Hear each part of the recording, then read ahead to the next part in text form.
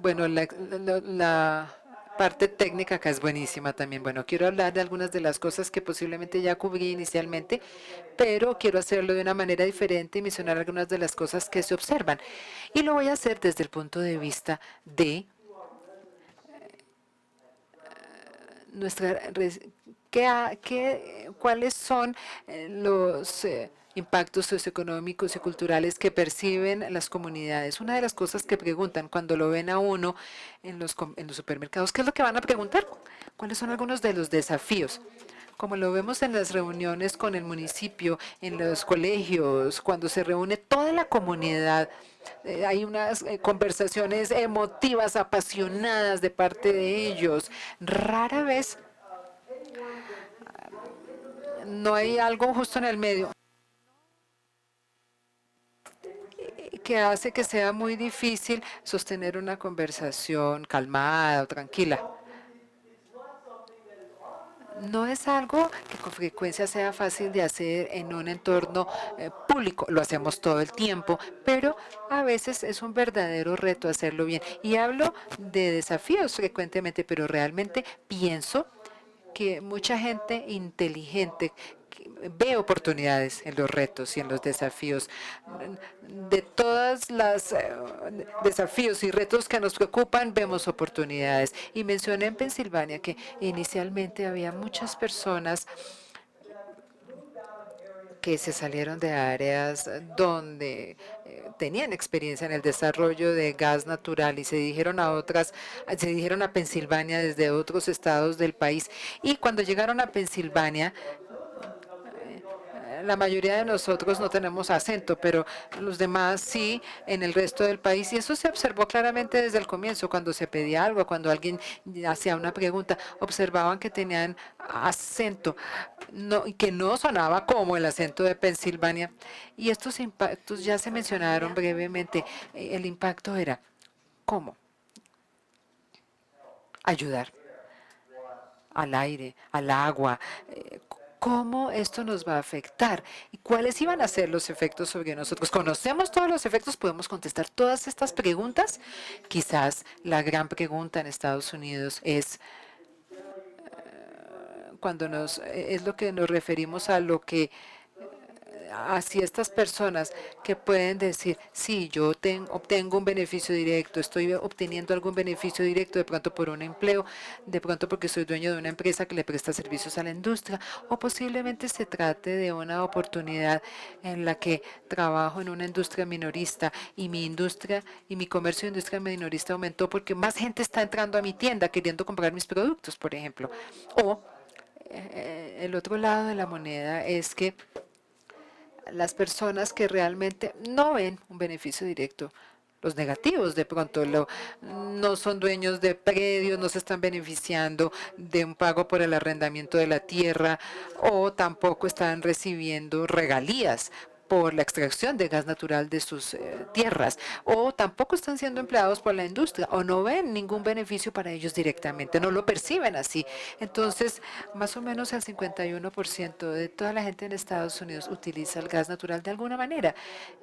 Y en Pensilvania esto se ha reducido dependiendo de la empresa, a 15 o 25% en el último año y medio, 2 años. Eso forma parte del proceso de educar a la gente. Muchos de nosotros que quizás pensamos que no nos íbamos a beneficiar, en últimas sí nos beneficiamos. Algunos de los retos mencionados ayer se relacionan con la tierra. La foto que ven no queda muy lejos de mi casa. Es una presa que se utiliza para proveerle agua a una comunidad.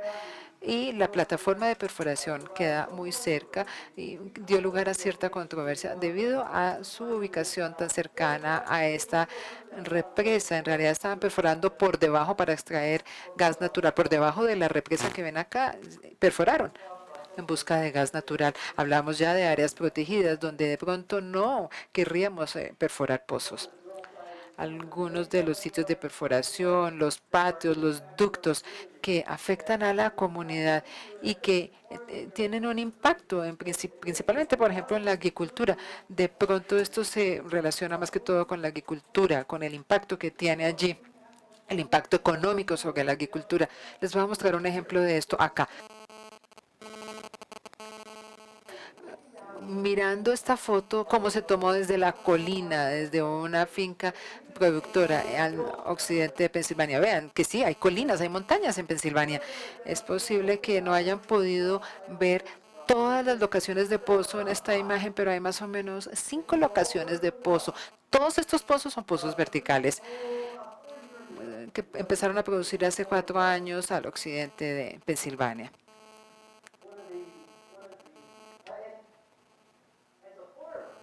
Como agricultor, algo que hacemos allí, algo que se hace para minimizar la erosión del suelo y la erosión en las laderas, principalmente en las colinas, es hacer agricultura de contornos. Es decir, en lugar de hacerlo hacia arriba, hacia abajo, lo hacemos por los lados, por las laderas de las colinas. Colocamos 4 o 5 plataformas de pozo allí. Y si yo soy el que maneja el tractor tratando de producir una cosecha, me voy a molestar un poquito siempre que tenga que manejar y tomar una esquina alrededor, porque me gusta hacerlo en línea recta y no tomar curvas. Y me gusta como se ve también en las laderas de las colinas. Para mí es un factor de inconveniencia si yo soy una agrícola que trabaja de esta manera.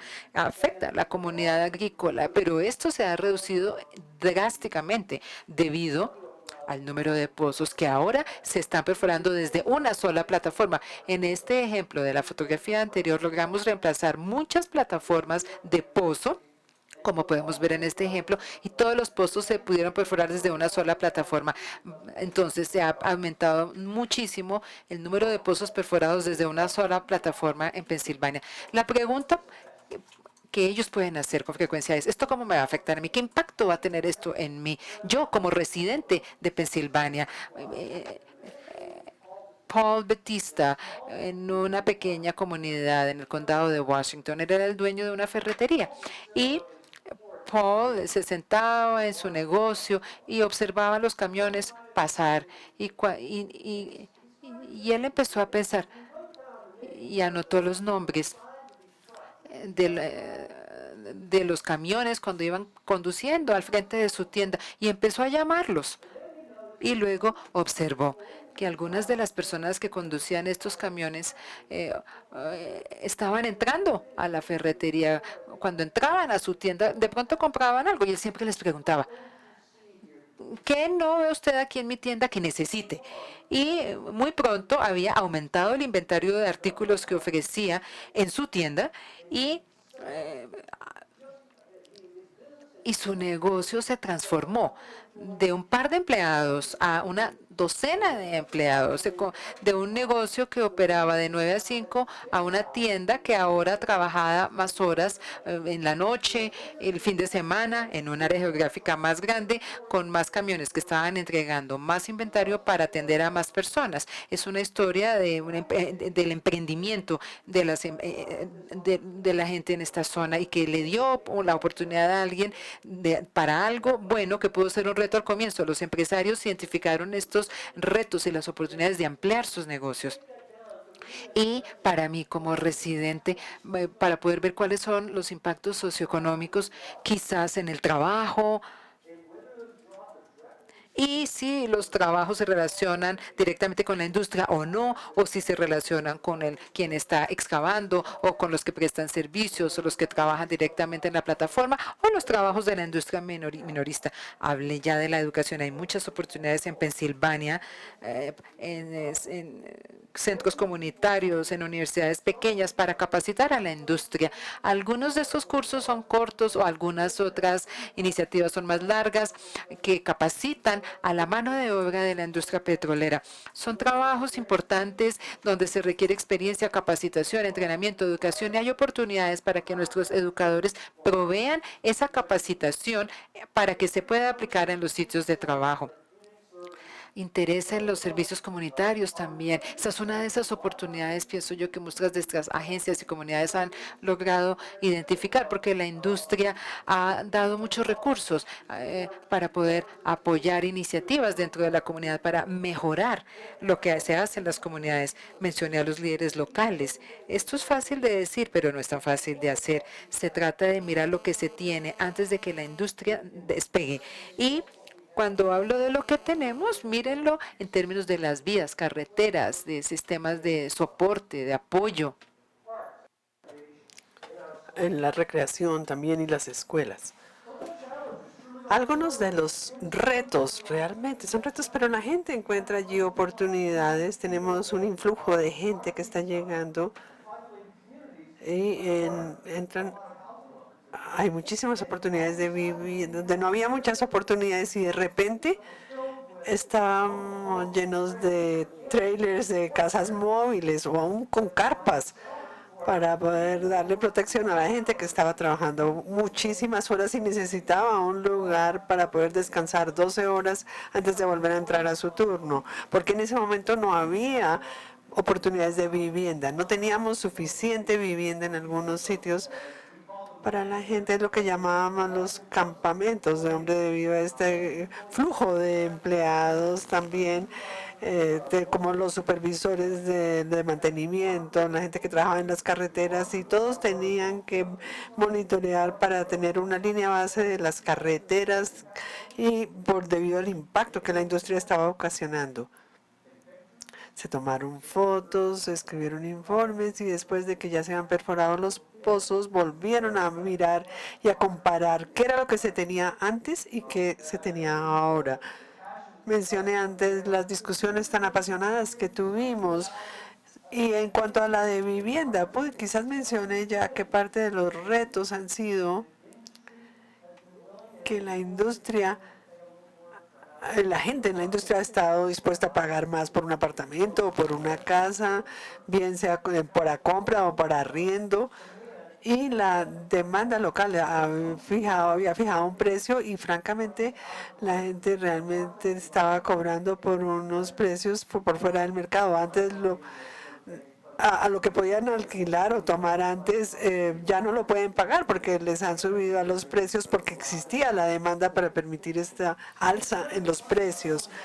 Y hay un aumento de demanda de servicios sociales. ¿Y cuáles son algunos de esos servicios sociales que pueden tener una mayor demanda? Si alguien que necesita una vivienda, ese es uno de los ejemplos que vemos en las comunidades de Pensilvania. Debido a esa alza en los precios, la gente que necesitan casas, aumentan los servicios sociales, porque si hay más gente, hay mayor oportunidad para que también hay más posibilidad de que la gente se va a enfermar y va a necesitar servicios para poder encontrar un cuarto en un hospital o en una clínica. Y todo esto pasa también con los servicios de emergencia. Entre más gente haya o más equipos, va a haber oportunidad para que haya mayores necesidades de servicio. Y las escuelas, los colegios, y hablo de esto porque yo trabajo en una junta de una escuela local donde hemos sido bastante lentos para reaccionar y miramos información que piensan que este está reduciendo el número de estudiantes en algunas escuelas y luego vemos este flujo de gente nueva que llega. Decimos, miren, no, esto simplemente vamos a ignorar esto por un tiempo hasta que el número aumenta a un punto donde ya tenemos más estudiantes en la clase de lo que debemos tener y tenemos o ampliarnos o contratar más profesores o dar un entrenamiento adicional a lo que estábamos dando antes. Ya hemos hablado de las casas, de la vivienda, de los costos de la construcción. Y los empresarios que están en la industria de la construcción se preguntan, ¿qué tantas casas o qué tanta vivienda se debe construir? Vimos que hay un alto nivel de empleo en la industria de construcción en la fase de desarrollo de la industria en Pensilvania, pero cuando comentamos que hace 120 años en la fase de producción no se pensaba si iba a haber un exceso de demanda en la vivienda, pero esto es lo que deben que pensar los líderes hacia el futuro para no pensar solamente en la actualidad, sino lo que pasa en el futuro. Esto va a ser el final de mi presentación. Catherine, ¿tienes algún comentario para cerrar esta?